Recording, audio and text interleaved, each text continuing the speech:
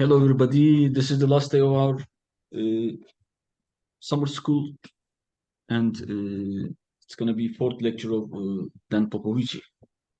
Thank you very much. Right, so the title is about the interplay between metrics and cohomology. I just had a look at the videos of the other lectures. Apparently, you've seen examples of scalar manifolds and non-scalar manifolds. For example, you've seen what the projective, complex projective spaces and what the Hopf manifolds are. The Hopf manifolds are non-scalar. The complex projective space is scalar. So perhaps I should go a bit faster today. So let's start with a theorem, which is called the DD-bar lemma.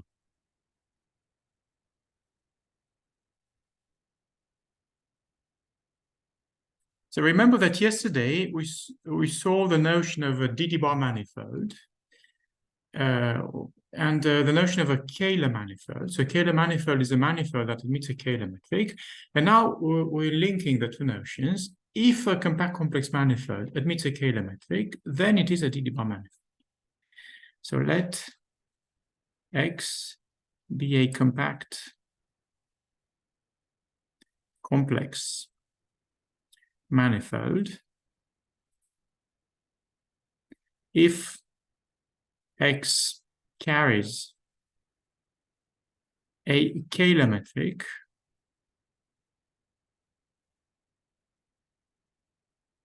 then X is a DD-bar manifold. X is a DD-bar manifold.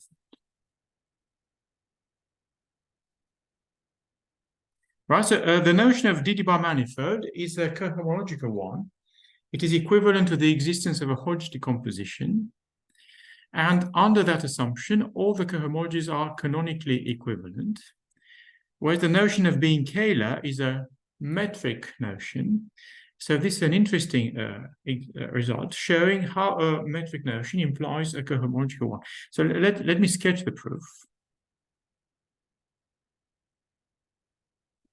Sketch of proof. It uses the harmonic theory. So the first ingredient is harmonic theory.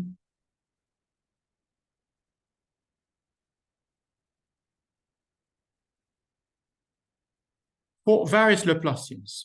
So for the Laplacians, the following ones. For the Laplacians, delta that we've seen before, so this one is defined as DD star. The star stands for the adjoint, plus D star D. Right, so this one acts in any degree on, say, smooth forms, so C infinity K forms on X with values in C, with values in the same space of K forms. And we can define in the same way Laplacians induced by the operators del and del bar. So delta prime is what is called the del Laplacian. It is defined as del del star plus del star del. And it acts in any bi-degree PQ.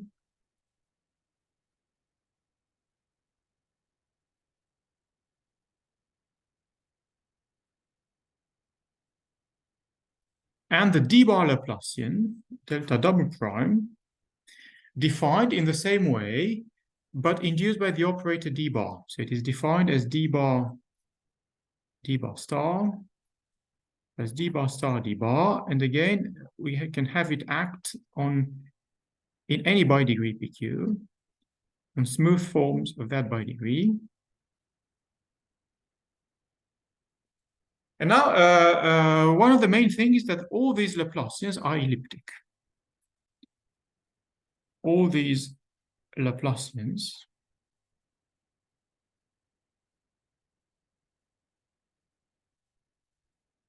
are elliptic. And also self-adjoint and non-negative. Elliptic, self-adjoint.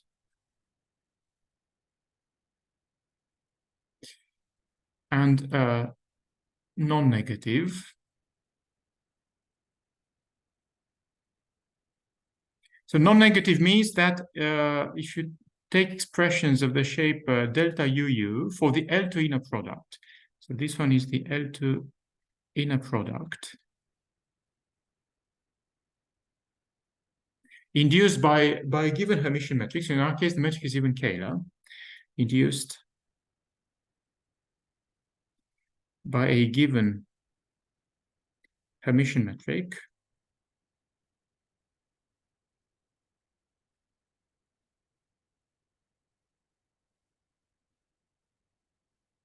Right, so these expressions are non-negative for every U, right? The same thing for delta prime UU and delta double prime UU. All these are non-negative, right? But the main thing is the ellipticity. And therefore we get, so from X being compact,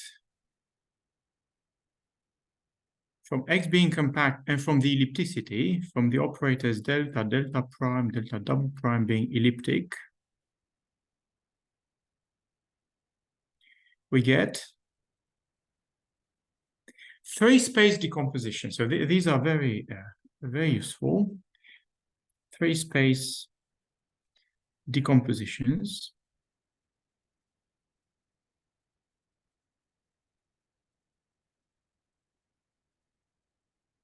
So let me write all of them. So for the operator delta, we take the space of C infinity K forms for any K.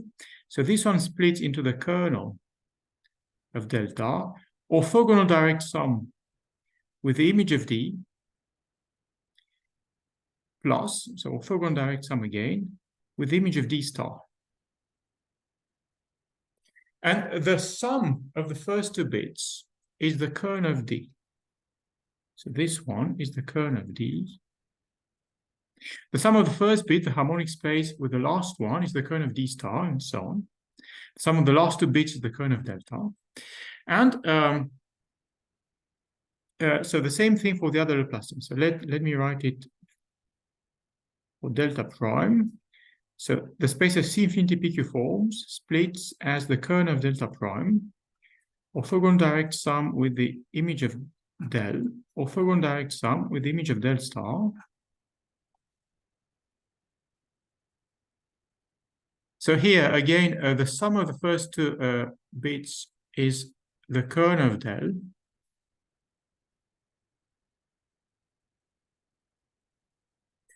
And the same thing, the analogous thing for delta double prime, the space of smooth PQ forms splits as the kernel of delta double prime plus image of D bar plus image of D bar star. And again, the sum of the first two pieces is the kernel of D bar. Right? So far, we haven't used the Kähler assumption on the metric. The metric can be anything. But this is only the first ingredient. And now, since our form, we want to show that if the manifold is scalar, then X a D bar manifold. Now, suppose that the metric is scalar. Now, second step, suppose there exists omega, a Kähler metric on X. Now, the crucial piece of information that we get from the omega, from the metric being scalar, is that the Laplacians delta prime and delta double prime are equal. And each of them is half the Laplacian delta. So they're proportional to the Laplacian delta. So crucial fact is that under the Kähler assumption, delta prime equals delta double prime equals half of delta. This is not true if omega is not scalar. So it is here that we use in a crucial way the Kähler assumption. So this follows from the Kähler commutation relations. This follows from the Kähler commutation relations. Now, what are the Kähler commutation relations?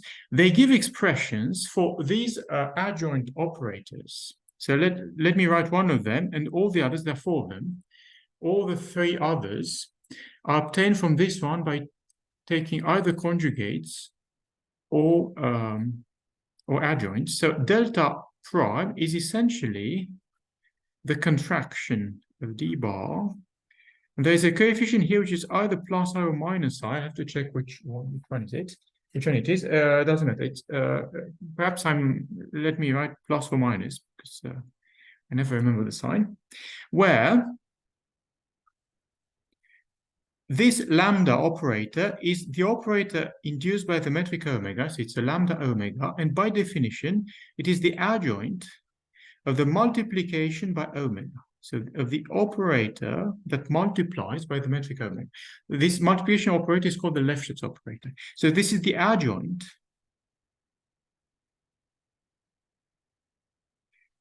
with respect to the pointwise inner product induced by the metric.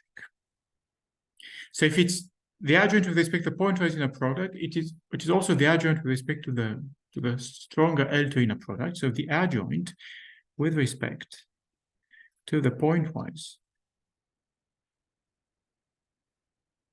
inner product induced by the metric omega. So the metric is, as we saw yesterday, is an inner product on the holomorphic tangent space, or holomorphic tangent bundles on the fibers of that one, on the holomorphic tangent spaces. We take the inner product with respect to that. Now, and once we've got this one, so let's call this one number one, we obtain the other commutation relations by taking conjugates. So we get the other. Let me check the sign, because it's good to write something complete. It's plus or minus. I never know where the sign is. So del star is plus I lambda delta. Right.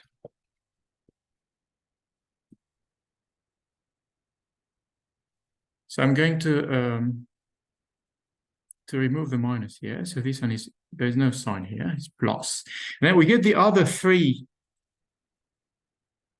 commutation relations.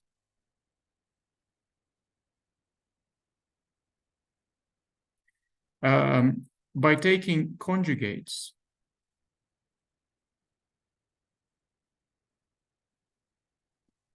and adjoints.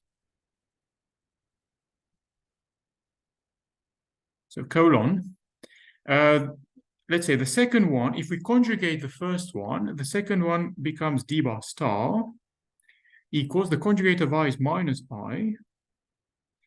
Lambda is a real operator because it's the adjoint of the real operator of multiplication by the metric omega. Omega is positive definitely metrically real.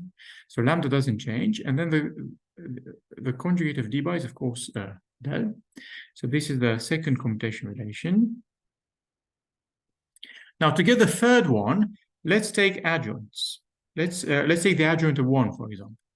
If we take the adjoint of 1, del star becomes del.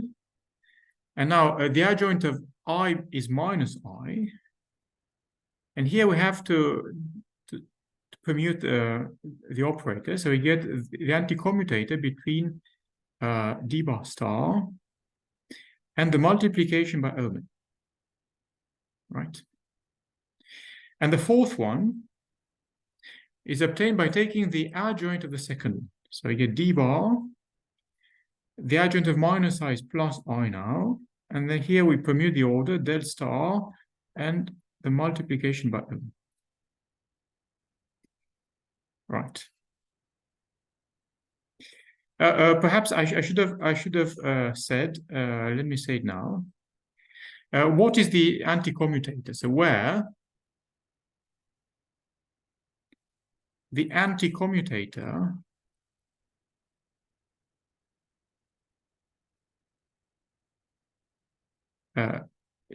denoting this way is defined in the following way. If we take the anticommutator of two operators A and B, it's essentially AB and then BA, but the sign in between depends on the degrees of the operators. And now the degree of an operator is the number of units by which it changes the degrees of the forms to which it applies.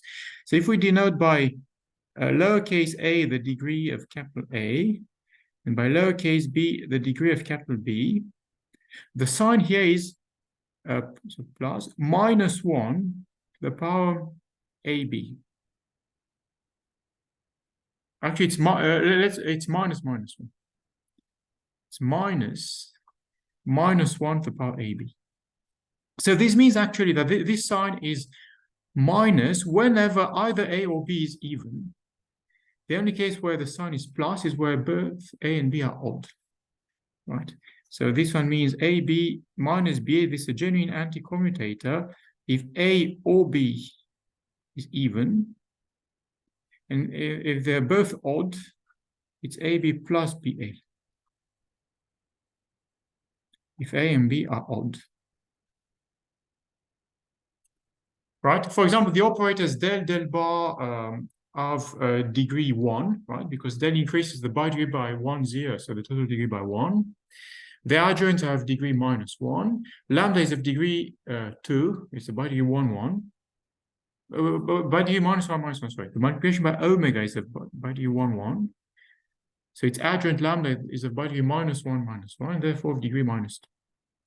Right. Now, the commutation relations are relatively easily proved, so I'm not going to prove them here. Just let me say just a word, just one word about them. So these are proved. These are easily proved.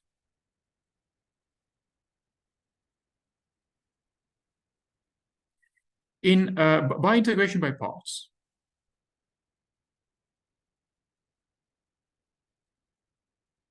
By integration by parts. If omega is given by the identity in local coordinates, if omega is given by sum over j from 1 to n of I dzj wedge dz bar j. Now, in general, this is not true.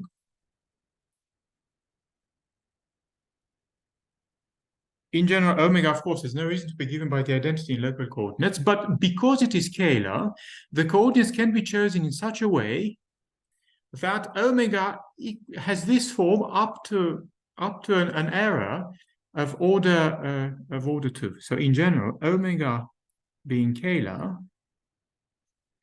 implies that there exists a choice of coordinates. There are z1, zn local coordinates,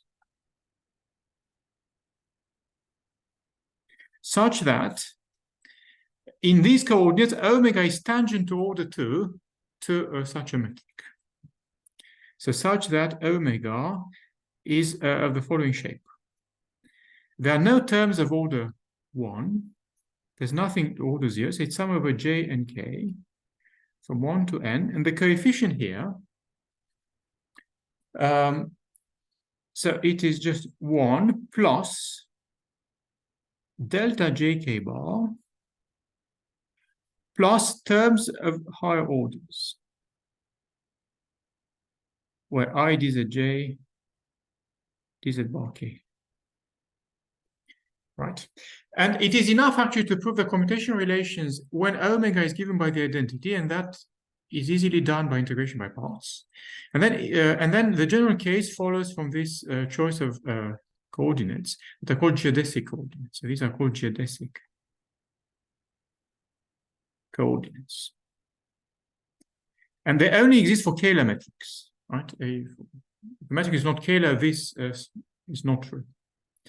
Right, so once we've got the scalar commutation relations, we prove, let's denote this by star. Let's prove star. Now, proof of star as a consequence of the scalar commutation relations. Proof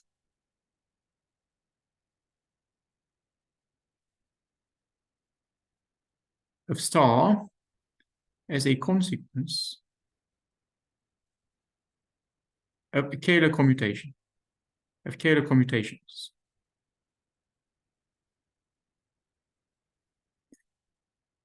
We also apply what is called the Jacobi identity. So let us prove, for example, the fact that delta prime equals delta double prime. So we have delta prime. If we write it in terms of the anti-commutator, it is the anti-commutator of del with del star, right? Because it's del star plus del star del. Del and del star have both of even degrees, both of degree 1. So the anti-commutator is given by plus. And now the del star, we get it from the corresponding commutation relation. So it is del against, and del star is plus or minus. I think it's plus for del star.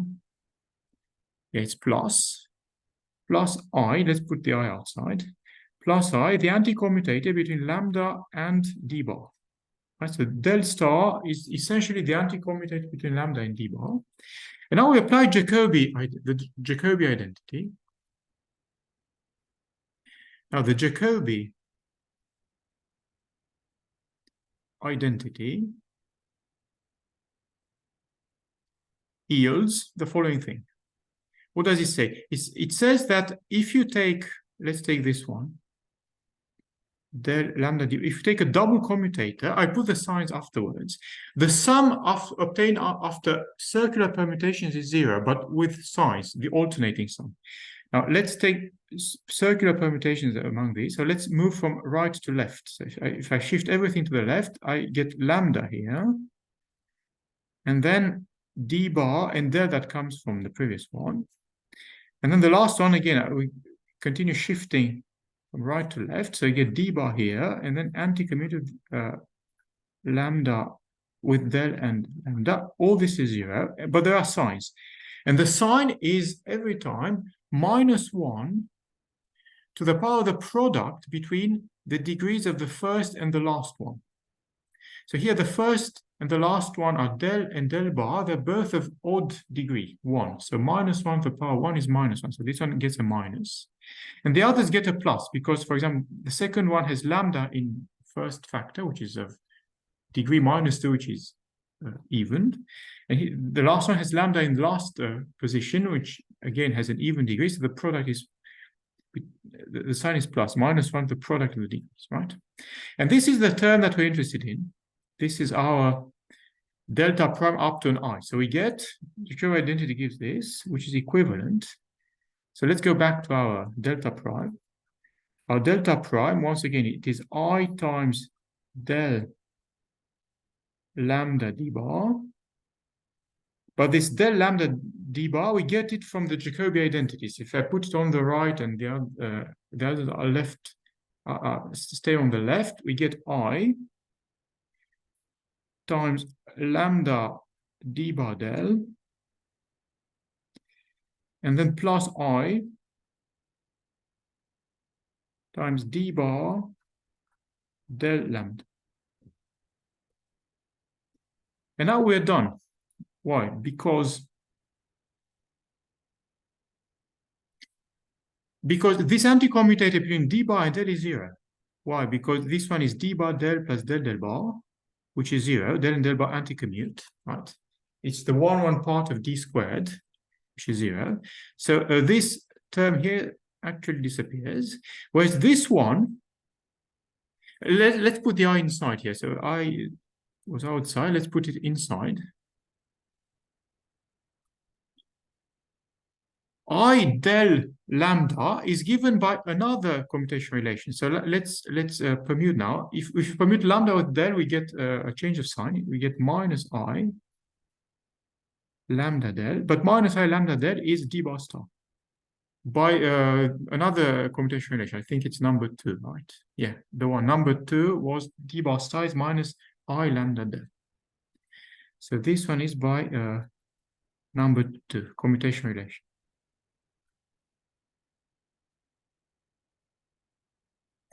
So you see, we used 2 commutation relations. This one here at the end, and in the beginning we had used another one. So the one saying that del star equals I times this. This was the first commutation relation, I commutation relation.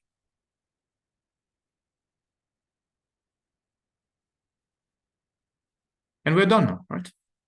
We've got that delta prime equals, right, so we're left with this term vanishes, and the second one is now the Laplacian, right? It is d bar star, which is the Laplacian delta double prime, and we're done, right? This shows that delta prime equals delta double QED. And we can do the same thing with delta, right? To show that each of these is actually half of D. And now that we've got this, we can easily finish the proof of the DD bar lemma. Right, so let's see. We said that there are several steps. Perhaps let's put numbers. So sketch of proof. This one is the first step. Harmonic theory for the Laplacians that gives us the three space decompositions. Now the second step is the identity of the Laplacians. And now in the third step, we can easily finish now. Third step, end of proof of the DD bar lemma.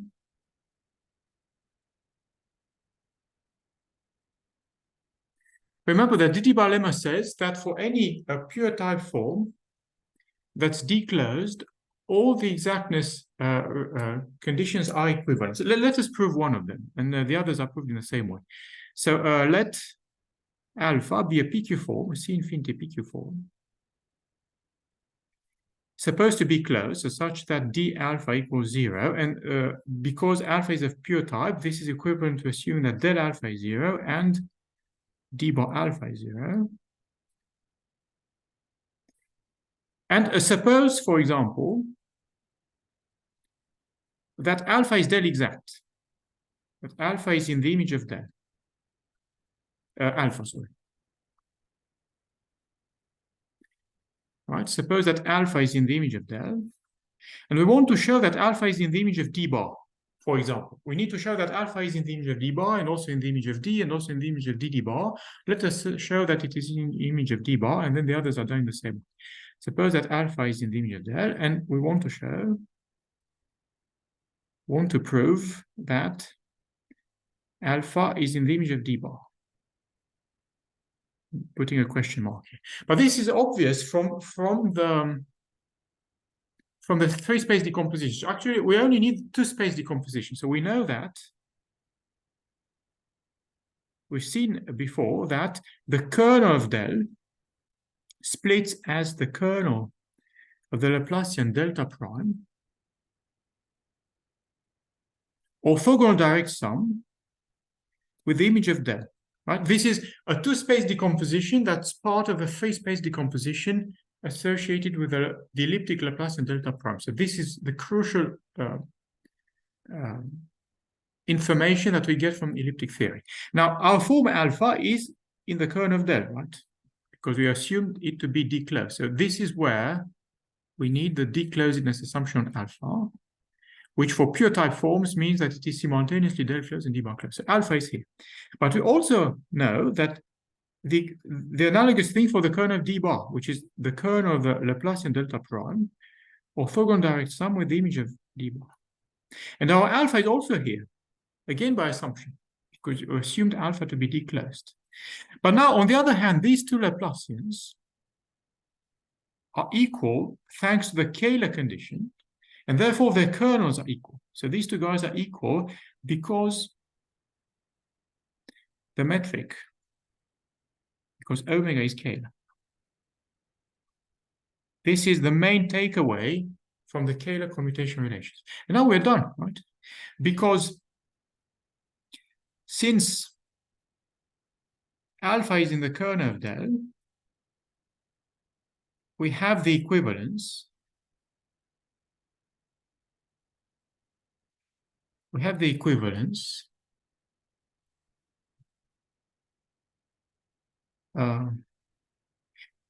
alpha is actually in the image of del if and only if alpha is orthogonal to the kernel of delta prime, right? Because kernel of del splits into the kernel of delta prime's orthogonal direct sum with the image of del. So if alpha is already here, it means that it is in the direct sum of the two spaces. And then saying that it is in the second one is actually equivalent to saying that it is orthogonal to the first one. But now, since the kernel of del equals the kernel of del bar, this one is equivalent. And I'm writing it again because this is the main point. Because omega is scalar, otherwise it doesn't work. The first point works even if omega is non-scalar. But what I'm going to write now is due to the scalar hypothesis. Because omega is scalar, delta prime and delta double prime coincide, and therefore their kernels coincide. So this one is equivalent to alpha being orthogonal to kernel delta double prime. But since alpha is also in the kernel of d bar, in other words, in the direct sum of kernel of delta double prime and image of d bar, being orthogonal to the first piece, kernel of delta double prime, is actually equivalent to alpha being in the second piece. So this one is further equivalent to alpha being in the image of d bar. And we're done, right? This is exactly what we wanted. We've shown that alpha being in the image of del is equivalent to alpha being in the image of d bar. And the others are done in the same way, right? The other implications. The other implications of the d bar lemma are proved in the same way. The remaining implications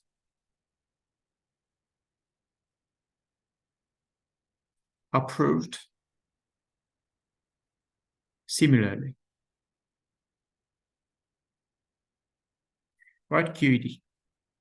So every compact scalar manifold is a d bar manifold, and therefore all the cohomologies that we defined yesterday are canonically equivalent on a compact scalar manifold, and we have a Hodge decomposition and a Hodge symmetry in a canonical way. Right. Now let's move on to something else now. Let's say number 2.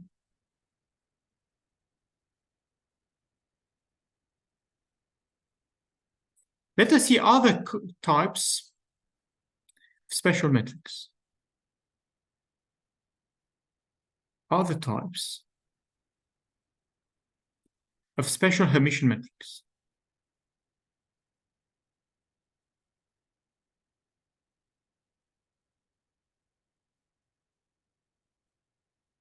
So again, let us, the setting is the same as before. Let X be a compact, actually it doesn't have to be compact, but we're assuming it to be compact because it makes things, certain things easier.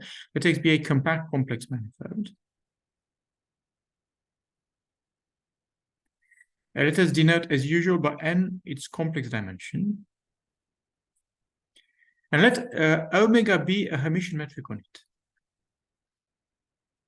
Omega be a Hermitian metric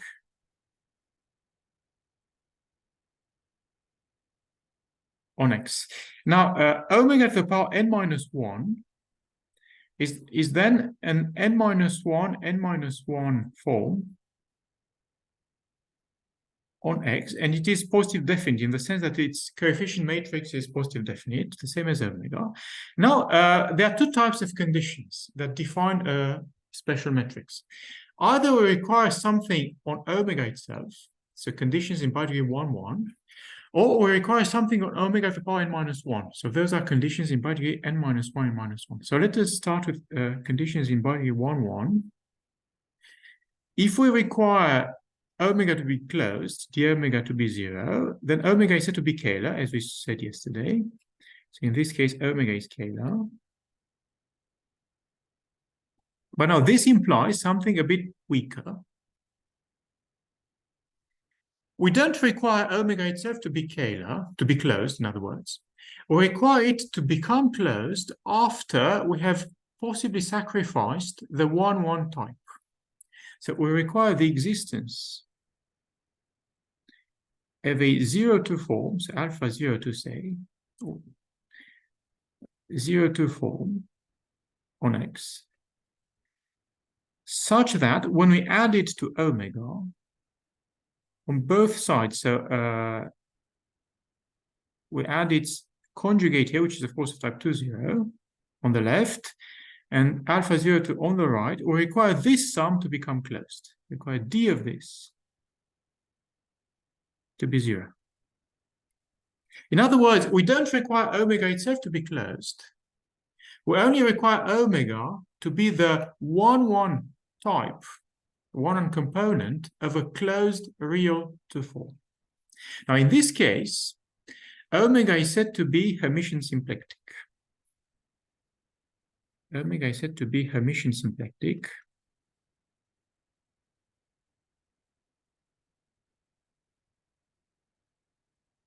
Let's abbreviate this by HS.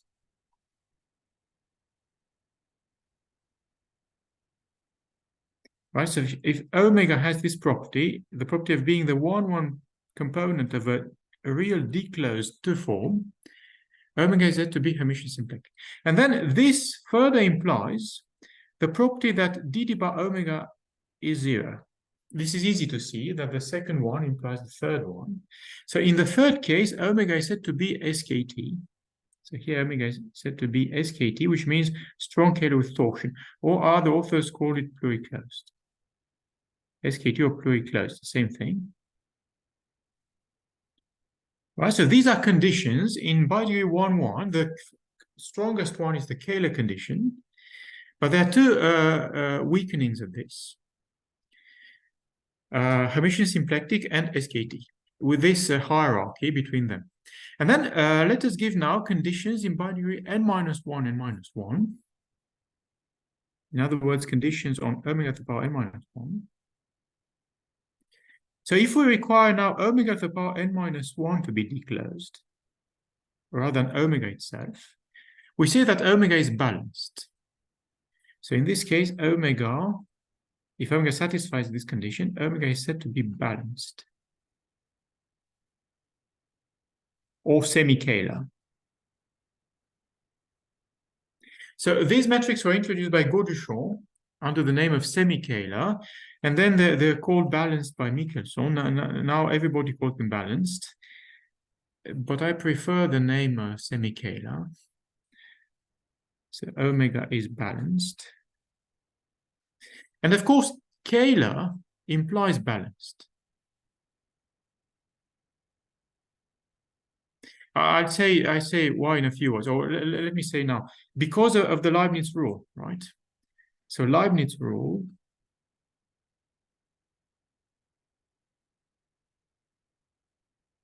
gives that d omega to the power n-1 is n-1 omega to the power n-2 wedge d omega, right? But d omega is 0 if omega is Kähler.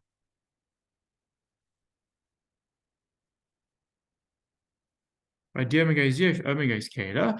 Therefore, Kähler implies balanced, right? And this is still equivalent to the following fact, the balance condition. Omega to the power n-1 can be easily seen to be the image of omega under the Hodge star operator. So this one, star, this star, is the Hodge star operator.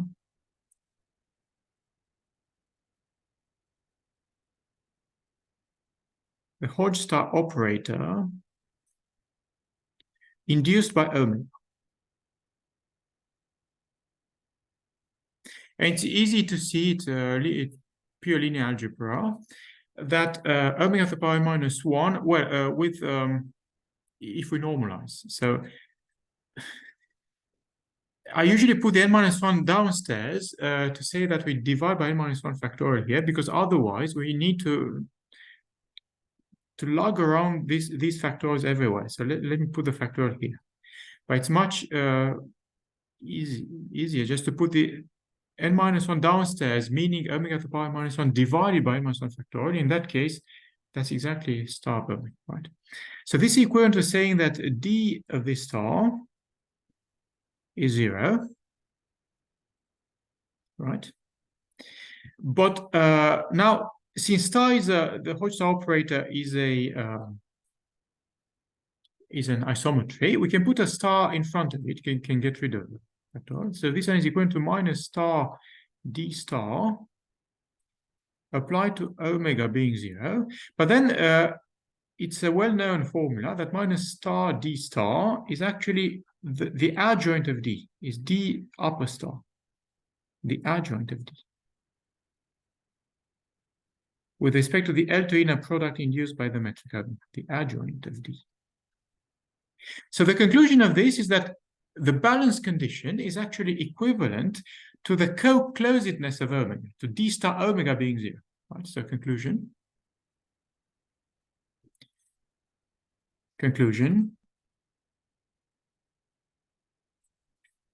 Omega is balanced.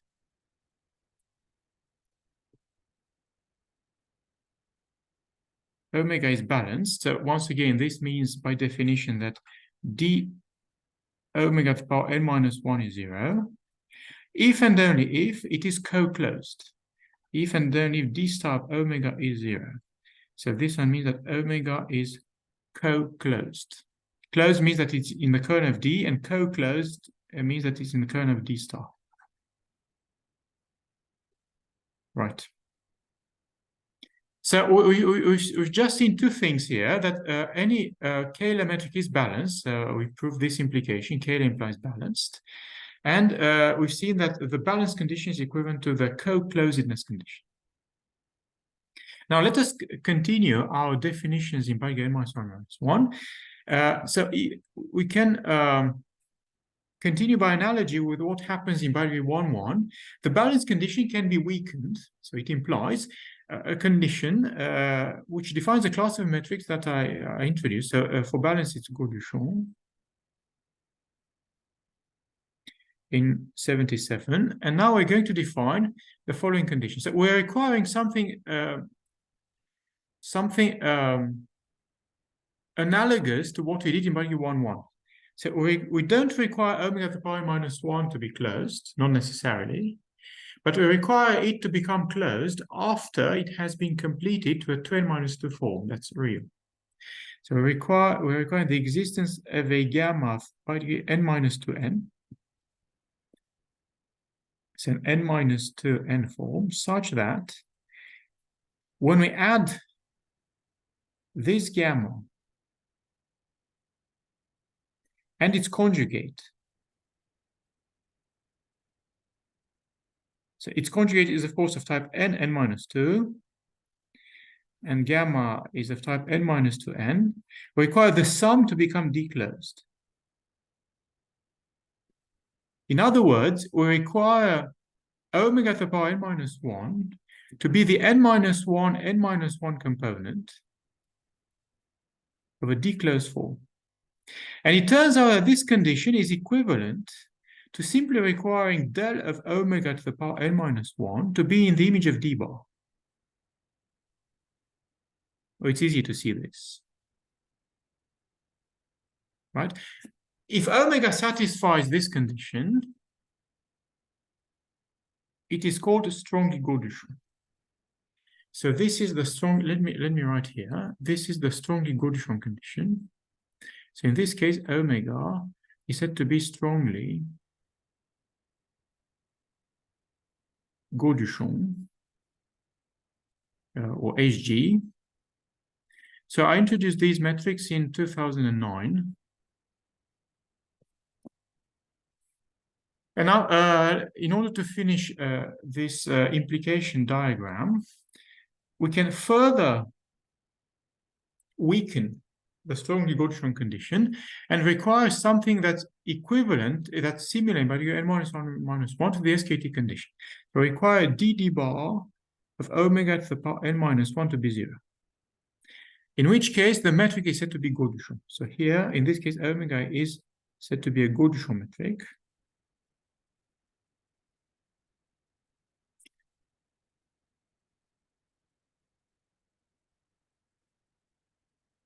Omega is a Gauduchon metric in this case. And these metrics were introduced by Gauduchon in 77 again. Now, let us discuss some properties of these metrics, and especially why we introduced them. Let's say properties.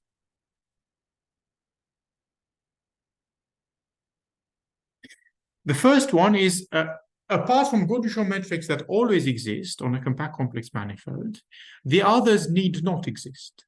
So when they exist, they impose a certain type of geometry on the manifold.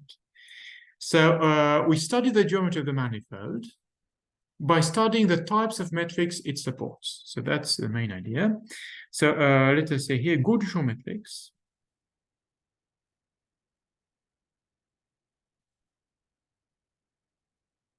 Goldschmidt metrics always exist.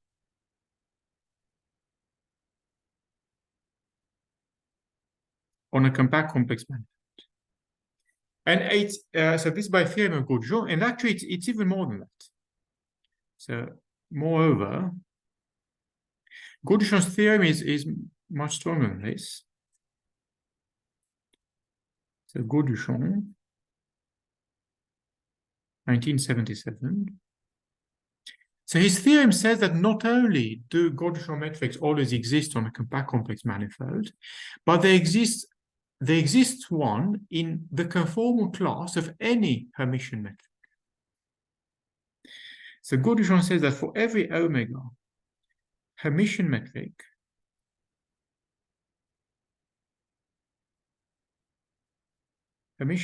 on X. Of course, the Hermitian metric need not be Goldschmidt, but we can always conformally modify to a Goldschmidt metric. So any Hermitian metric can be conformally modified to a Goldschmidt metric. And this in a unique way, unique up to a multiplicative constant. So for every omega Hermitian metric, there exists a unique omega twiddle Goldschmidt metric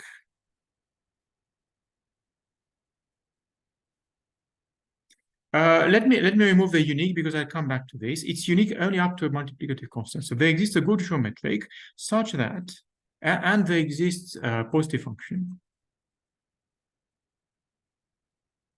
And there exists f defined on x with values in 0 plus infinity, positive c infinity function, such that omega twiddle equals f omega.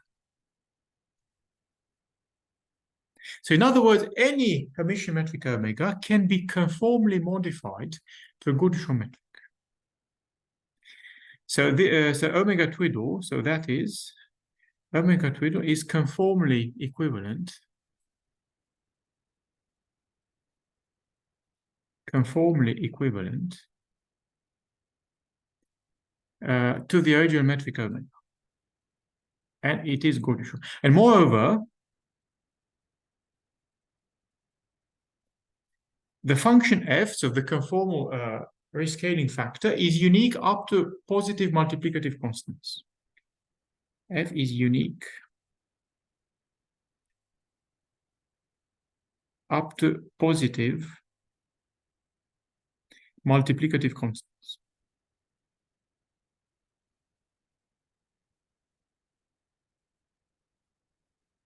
So it's obvious that if you multiply f by by a positive constant, you still get a Goldschmidt metric in the same conformal class, but that's the only freedom that you have, multiplication by positive constants.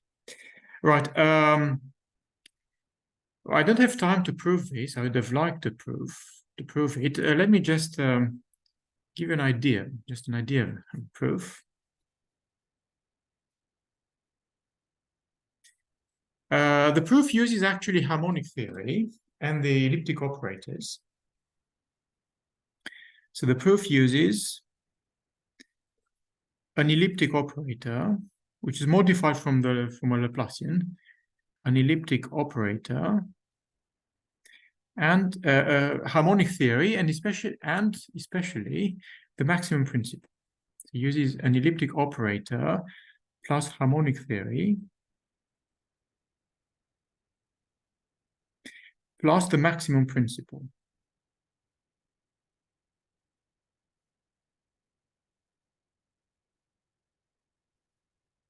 So I'll skip this by lack of time, but I'd like to mention that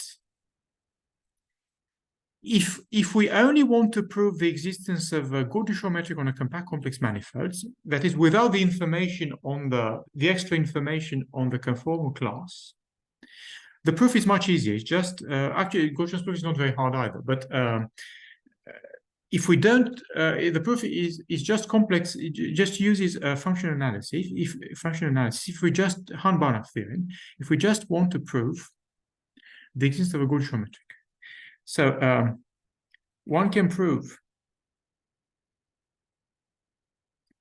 the existence of a good geometric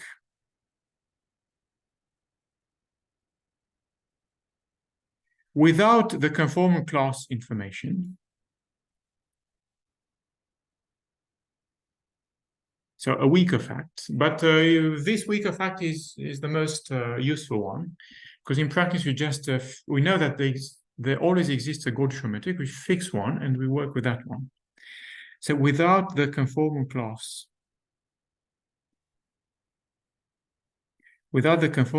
information, we can prove the existence of a good geometric using only the Hahn-Banach theorem, separation theorem in functional analysis. So it's pretty elementary. The Hahn-Banach separation theorem. There are two Hahn-Banachs, one giving the extension of linear maps, and the other one giving the separation of linear maps. So the separation Hahn-Banach, using only the Hahn-Banach separation theory. It's not very hard, but we need to introduce currents. I don't have time to do this. It's based on the duality between forms and currents, and also on the duality between strictly positive objects and semi-positive objects, and also between the duality of objects in particular PQ and objects in the complementary particular n minus p and minus q. So these are, there's nothing difficult here, but I haven't defined currents yet. And take me too far afield to do this. So let's say let's stay here. It's just a sketch of proof. Actually, there are two proofs, right?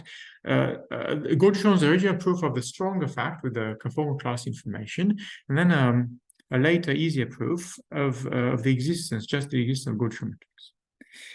Right. So this was the first property that I wanted to mention. And now the next property that I want to mention for these special metrics, let's say property 2. All the other types of special metrics that were defined above need not exist. So all the other special metrics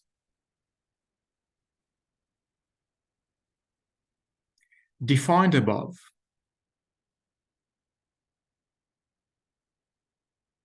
need not exist. And the manifolds that carry such metrics take the same name. So we get Taylor manifolds. These are the manifolds admitting Taylor metrics. We get balanced manifolds. These are the manifolds admitting a balanced matrix, and so on. Strongly Gaussian manifolds, HG manifolds, and so on, right, etc. So we study the geometry of these manifolds by studying the types of metrics they support. And the DT-bar lemma is a very good example of a metric property, so in that case, the Kähler property, implying a cohomological property, the DT-bar property. But so the idea is to try and do something a bit weaker, because the other types of metrics are weaker than the Kähler metrics. But as something similar to what happens in the Kähler case, because there are not many Kähler manifolds around. So there are not many compact Kähler manifolds. There are not many compact Kähler manifolds in dimension at least 3. In complex dimension, at least 3. For surfaces, the other way around. For surfaces, there are more Kähler surfaces than non-Kähler ones. And we know that a compact complex surface, let me write this perhaps. So fundamental fact.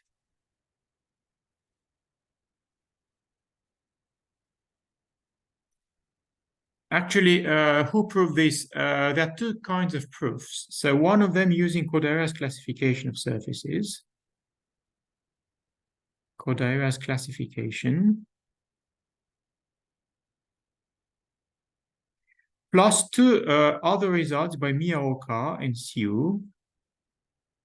And the third result by Siu. And then there is a direct proof by Bugdal and Lamari, independent proofs. And independent simultaneous proofs, Bugdal in 1999 and Lamari in the same year, who independently gave a direct proof of the following fact. So the fact fundamental fact that I'm going to state now, theorem. So there's an indirect proof using Cordera's classification plus later results by Miyaoka and Siu, and then a later direct proof by Bugdal and Lamari, given independently, saying that if the dimension of X is 2, so for compact complex surfaces, if the complex dimension of X is 2, then there exists a Kähler metric on X. There exists omega Kähler metric.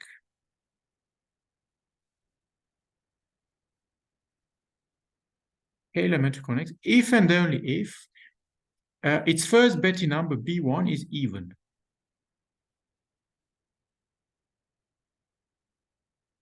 So the Kähler property is purely topological for surfaces, for complex surfaces. Right? In other words, the Kähler property for surfaces is topological in nature. Now, one implication is trivial. So let me just give the proof of the trivial implication. Of course, the main thing is the non-trivial implication. So let's say proof of the trivial implication. Proof of the trivial. The trivial implication is this one, from right to left. This implication. Oh, no, sorry. What am I saying? The other one is trivial. If it's Kähler, then B1 is even. Sorry. Of the trivial left to right implication. It comes from Hodge decomposition and Hodge symmetry, right? Since omega is Kähler, the fact that there exists omega Kähler metric implies that X is a Didi-bar manifold.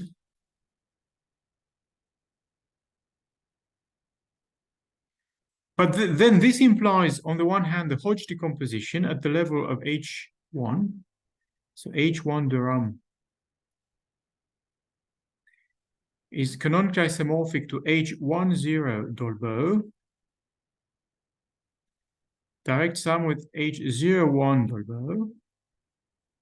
Right, so this is by Hodge decomposition. This is by the Hodge decomposition.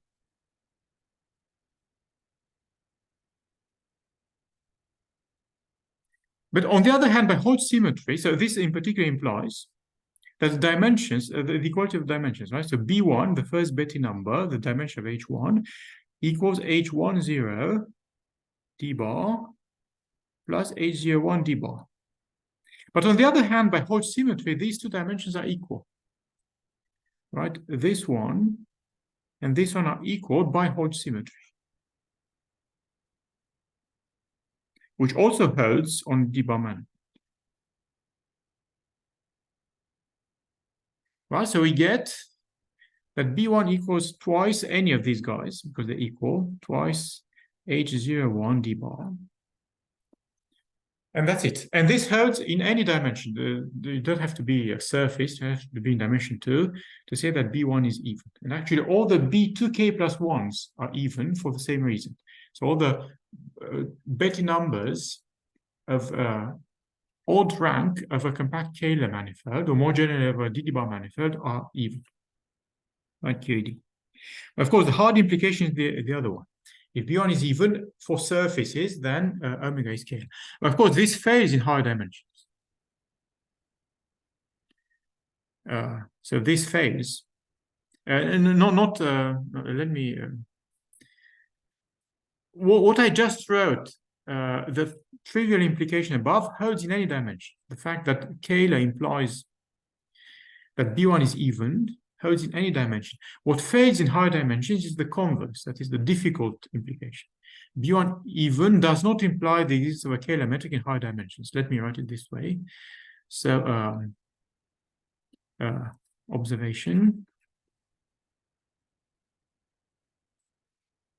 If the dimension over C of X is at least 3, then the fact that B1 is even does not imply the existence of a Kähler metric.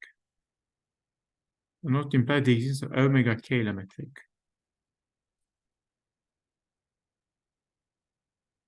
On X. However, the reverse implication is always true.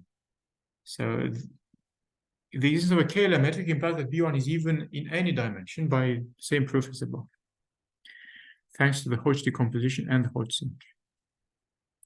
Right. But in dimension at least 3, there are much more.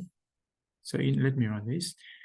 So if the complex dimension of X is at least 3, the non-Kähler manifolds are much more numerous than the Kähler ones. So there are far more non-Kähler manifolds. There are far more non-Kähler manifolds than Kähler ones.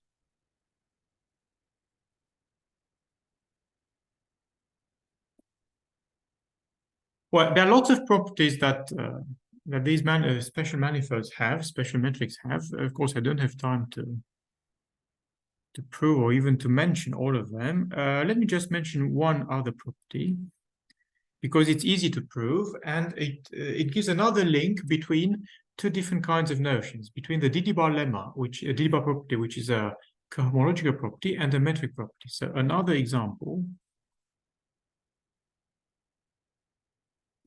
Another example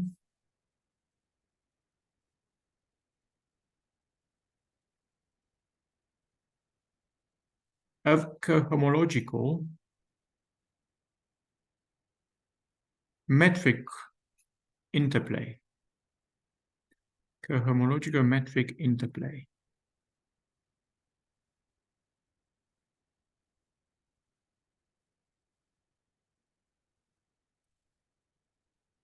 Let's call it a proposition. It's too simple to be called a lemma.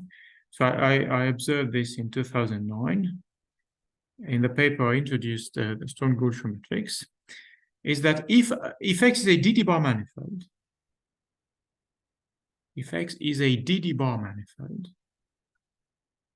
so this is a cohomological assumption we're making. If X is a Didi-bar manifold, then every Gaussian metric on X, and we know that Gaussian metrics exist, every Gaussian metric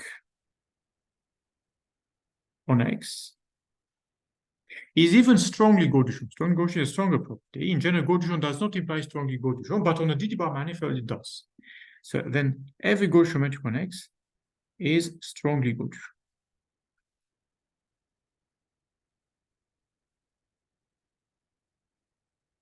In particular, strongly Gaussian metric exists because Gaussian metric exists.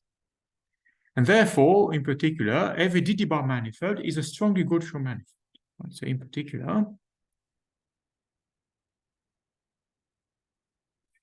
in particular, HG metrics, strong Gaussian metrics, exist.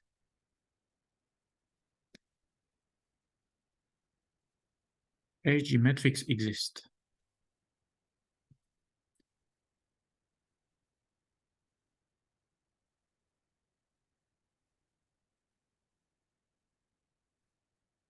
Now let's prove this.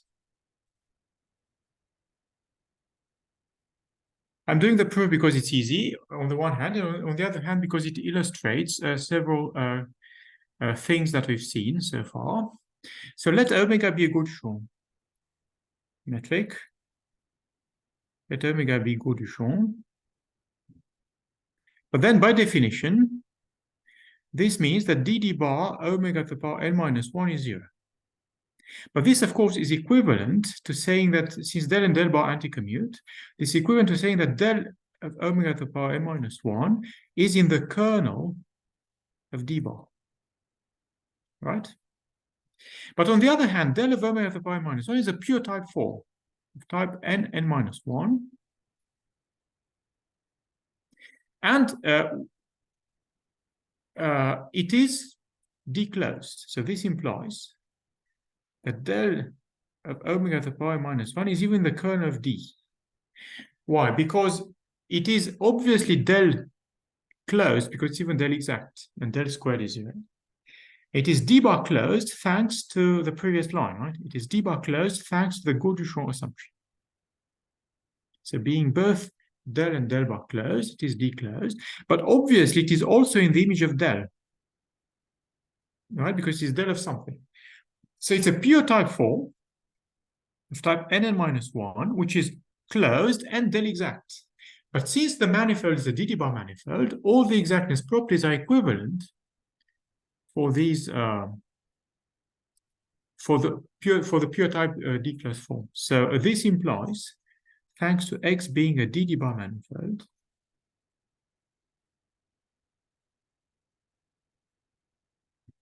that this one is even d bar exact. The del of omega to the power n minus 1 is even in the image of d bar. But this is the strong Gaussian condition. Actually, I initially defined it in this way, and then I showed later, well, in the same paper it is implicit, that this condition is equivalent to what I initially wrote. You see, I wrote that strong Gaussian means that you can complete your omega to the power n minus 1 to a declosed 2n minus 2 real form. And this is equivalent to del omega to the power minus 1 being in the image of d bar. And so this means that this is equivalent by definition to saying that omega is strongly Gaussian. Omega is Hg, right? QED. Right, and so as I said, there are lots of properties we can prove for these metrics, but I'd like to do something perhaps more exciting now. I'm not saying I hope it hasn't been too boring so far, but I hope that what I'm going to say now it will be even more exciting. A very efficient context in which we can see the properties of these special metrics, and not just of the special metrics, both cohomological and metrical properties at play, is the setting of deformations of complex structures. So let's say a word about these deformations of complex structures.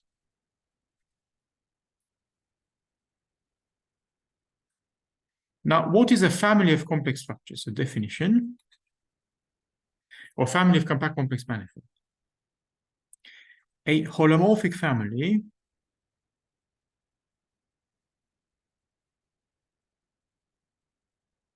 of compact complex manifolds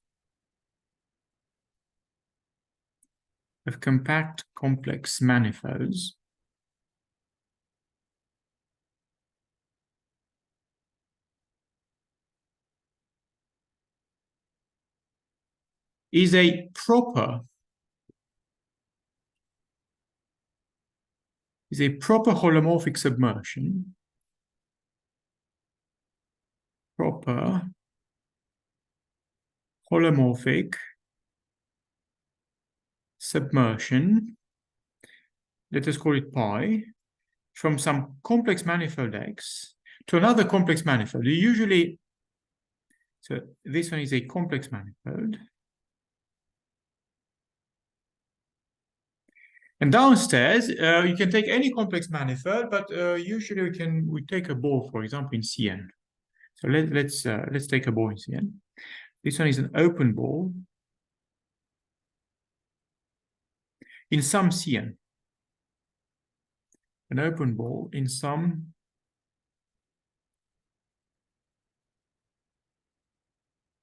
C capital N, right, for some N.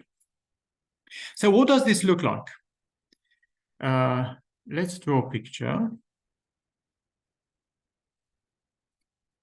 We have a complex manifold upstairs, X, which is supposed to be fibered over another complex manifold, say a ball, P in Cn. Now, what happens is that for every point T in the base, in B, we look at what we call the fiber over T. So this one, let us denote it by X sub T. It is defined to be the inverse image under pi of T. It is called the fiber. So XT is the fiber over T. And all these fibers are compact complex manifolds, right? So each XT is compact because pi is proper, right? Is a compact complex manifold.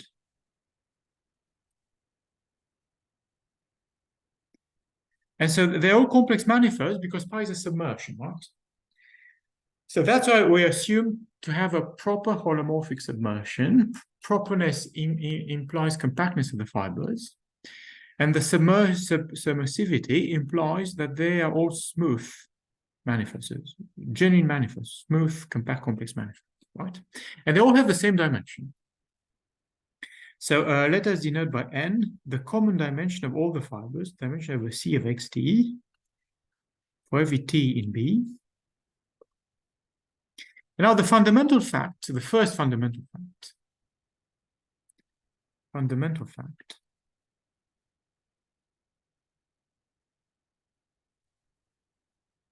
which is due to Ehresmann in the 40s, I think it's long ago, 1947, I think, something like that. It says that if the base is simply connected, or otherwise, at least locally, all the fibers have the same differentiable structure. So they're all C-infinity diffeomorphic to each other.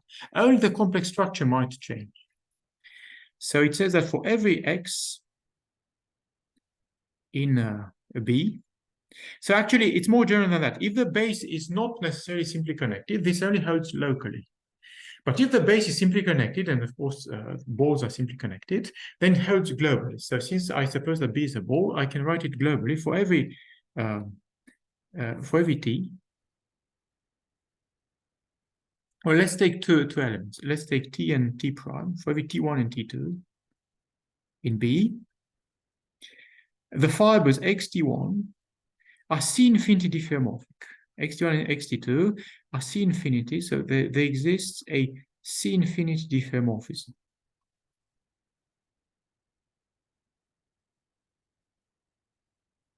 Right? So this means that, in particular, the de Rham cohomology is the same for all the fibers, right? Because it depends only on the differentiable structure. In particular, the de Rham cohomology, so HK de Rham of XTC, this one can be identified to the de Rham cohomology of the underlying manifold. So let's denote by X the underlying smooth manifold for all the fibers, right? Because they have the same underlying smooth manifold. So X is the underlying, the C-infinity manifold underlying all the fibers. So X is the C-infinity manifold underlying all the fibers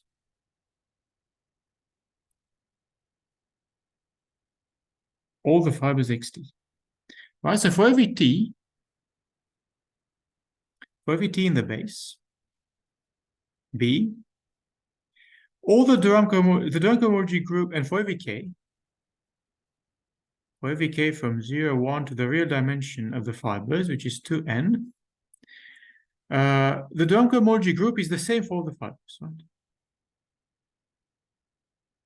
Because it depends only on the differentiable structure, which is the same for all the fibers. However, the Dolbear cohomology, the Bochner cohomology, and the Eppli cohomology, they all in general depend on the fiber because they depend on the complex structure. So, however, the complex structure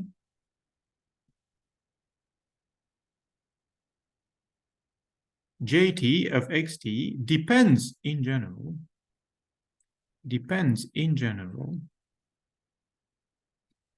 on T in B. So we get different cohomologies of the type of the Dolbear, Bochner, and Eppli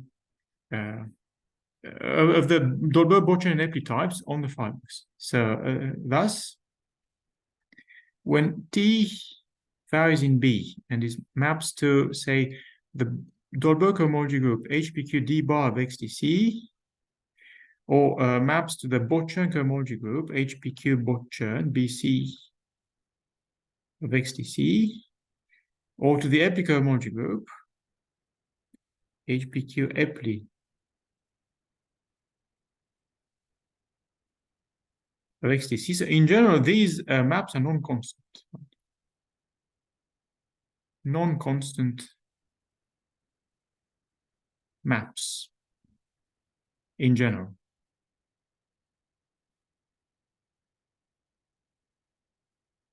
Right. And more interestingly, more importantly, there are lots of important things to say here, but let me give you a few examples. Now, fundamental question.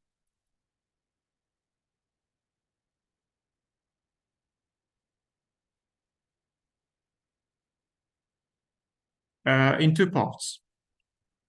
Say, part one, openness. Is it true that if one fiber, for example, X0, let's fix a point, if one fiber has one of the properties that we mentioned before, either the cohomological nature, for example, being a Didi-bar manifold, or of a metric nature, being a Kähler manifold, or balanced manifold, whatever, is it true that if one fiber has a certain property, then all the nearby fibers sufficiently close to it still have that property? If this is the case, the property is said to be open. Is it true that, for example, X0 being a Kähler, or a Didi-bar, or a balanced, or strongly Gaussian, or whatever, having one of these properties that we define, is it true that this implies that all nearby fibers sufficiently close to it have the same property? Is it true that for every t sufficiently close to 0, xt is again Kähler, or Didi-bar, or balanced, or strongly Gaussian, and so on? And another type of questions, closedness. We can ask whether these properties are closed under holomorphic deformations of the complex structure in the following sense. So is it true that if all the fibers, except possibly one, so if for every t non-zero, so if for every t in B, except possibly for 0, xt is, for example, Kähler, or Didi-bar, or balanced, or strongly Gaussian, and so on, is it true that then that the limiting fiber, because if we fix, let's go back to the picture. Here we can fix a 0, fix a point, let's say 0, and look at the fiber above it. So this is X0. And of course, it is natural to view this fiber as the limiting fiber as the limit of the nearby fibers xt as the parameter t goes to 0, right? So x0 can be seen as a kind of limit when t in B goes to 0 of the nearby fibers xt. And then we can ask, is it true that if all the fibers xt, except possibly for x0, have a certain property, like Kählerianity, is it true that the limiting fiber, x0, still has that property? In other words, is it true that that property is closed under deformations of the complex structure? So this is another group of questions, closedness. Is it true that the limiting fiber x0 is again retains the property that the nearby fibers had, Kähler or balanced, Strong-Gulshaw and so on. I have a very little time left. I'd like just to mention perhaps two results. There are lots of results here, and this is a very active area of research. There are several big conjectures that have been around since the 70s that are still standing, but there has been considerable progress recently. So let me just mention maybe an old result, and this will be the end of it. And then a more recent result, which is much easier than the old one. And there are other recent results which are difficult, but I'm not, I'll be stopping after mentioning these things. Let's say theorem.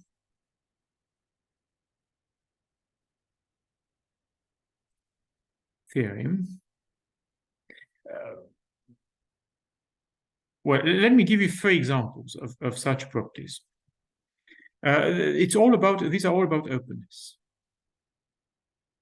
These are not the only examples of openness that we have, but let me mention some of them. So the first one is the most important one, is due to Corday and Spencer from 1960. And Corday and Spencer say that the Kählerianity is an open property under deformations. So if, let me write it in this way, if x0 is scalar, then all the nearby fibers are again scalar. Then xt is scalar, is again scalar for every t sufficiently close to 0. So the scalar property is open under in the Euclidean topology under holomorphic deformations. Now another example, which is much easier to prove, but still not trivial and much more recent. It is due to CCU, who did her thesis at Harvard, I think, in 2007. And another proof was given a few years later by Angela and Tomasini.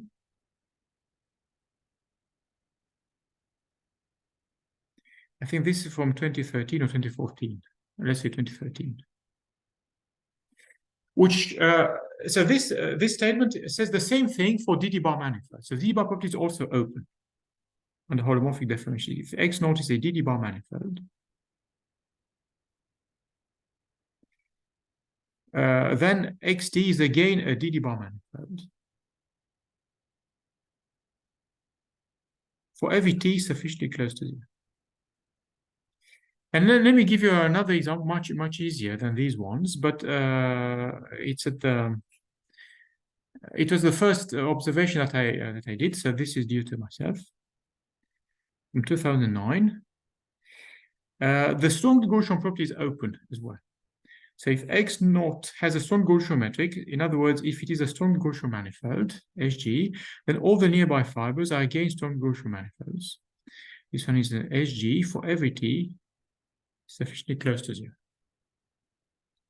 And now there are also much harder closedness results.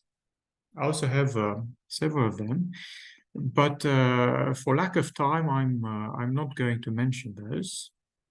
Perhaps I have 2 minutes. I'd like perhaps to give the proof just of the third one here, the results here, because this is quick to prove, and it gives you an idea. I wanted to also prove the Corday-Spencer, but I don't have time now. Let's say proof of 3.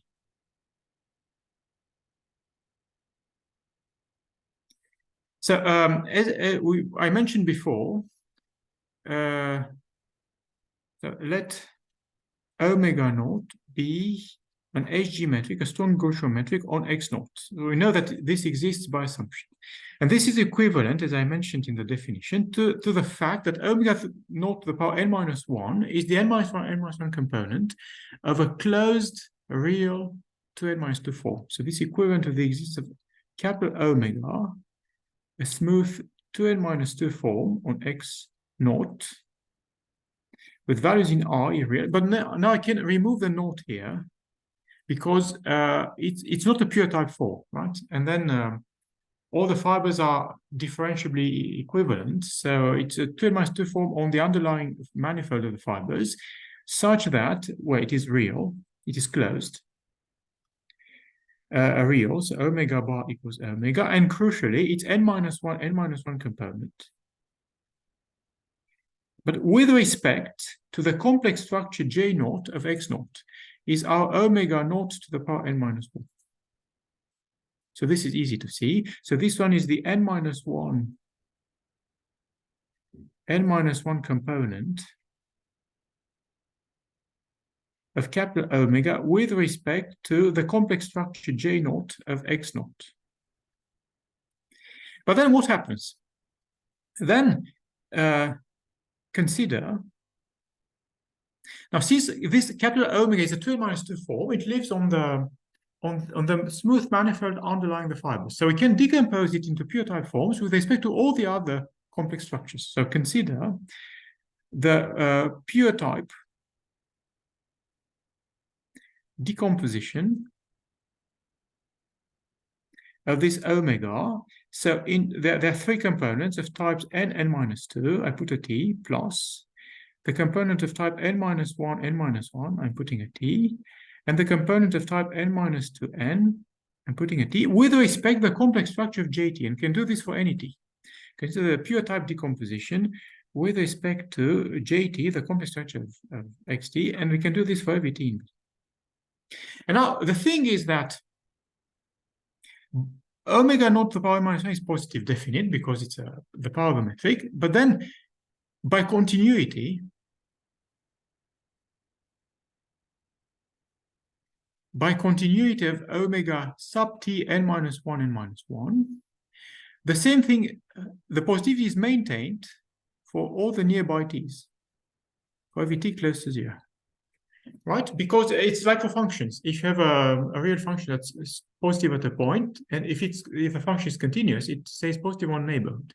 But then it means that this omega t to the power n minus 1 here being positive, it's easy to see this result in linear algebra due to Michelson, that every n minus 1 form that's positive definite admits a unique root. So there is a unique omega t such that its power with omega t of type 1 and positive definite, such that its power is what we had the positive definite n minus 1 form. But this omega t is necessarily strong Gaussian metric by construction, right? Because it's n minus first power is the n minus 1 part of a real declosed 2n minus 2 form capital omega. And we're done. So omega t is an HG metric. Omega t is an HG, a strong Gaussian metric, an HG metric on xt for every t sufficiently close to 0, that is for all the t's for which omega t n minus 1 stays positive by construction. And that's it, QED. Right, so this is the end of my series of lectures. Thank you very much for your attention. All right, thank you very much. Any questions? So thanks to Dan for nice series of lectures.